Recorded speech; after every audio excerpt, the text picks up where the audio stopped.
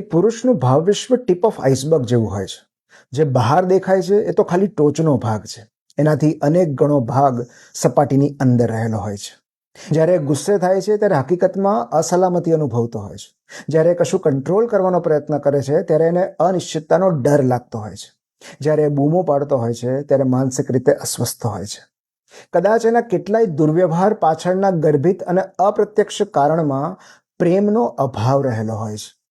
એક પુરુષ જ્યારે સૌથી વધારે અપ્રિય લાગતો હોય છે એ જ સમયે એને સૌથી વધારે પ્રેમની જરૂર હોય છે.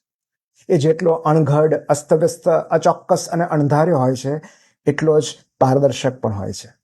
જેનામાં વિશ્વાસ મૂકે છે એના ખભા પર માથું મૂકીને રડી લે છે. મિત્રોના વિશ્વાસઘાત, સંતાનોની ચિંતા, પોતાની નાણાભીડ અને પ્રિયજન તરફથી મળેલા તિરસ્કારને પોતાની બનાવટી સ્માઇલમાં સંતાડી રાખે છે. ઉદાસીનો ચેપ સ્વજનો સુધી ન પહોંચે એ માટે પોતાની તકલીફોને માસ્ક પહેરાવી રાખે છે. લાગણીઓના વહન અને અભિવ્યક્તિ માટેનું સૌથી અનરિલાયેબલ માધ્યમ ગણાતો પુરુષ હકીકતમાં બહુ સંવેદનશીલ હોય છે. એનામાં અસંખ્ય અવગુણો હશે પણ જેટલો દેખાય છે એટલો કઠોર અને કઠણ એ છે નહીં. એ સરળતાથી ઉકેલી શકાય તેવો છે. વહાલની ચાવીથી તરત ખુલી જાય તેવો છે. એનામાં લાખ નબળાઈઓ હશે પણ એ ચાહવા જેવો તો ખરો છે.